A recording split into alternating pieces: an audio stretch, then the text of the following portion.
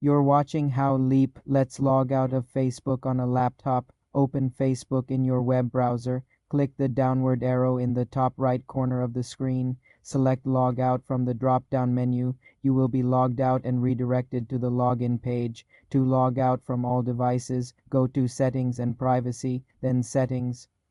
Click Security and Login. Under where you're logged in, click See All. Click Log Out of all sessions. Confirm. You're watching How Leap. Let's log out of Facebook on a laptop. Open Facebook in your web browser. Click the downward arrow in the top right corner of the screen. Select Log Out from the drop-down menu. You will be logged out and redirected to the login page. To log out from all devices, go to Settings and Privacy, then Settings, click Security and Login. Under where you're logged in, click See All, click Log Out of all sessions, confirm. This signs you out of Facebook on every device. For more simple tech tutorials, subscribe to the channel.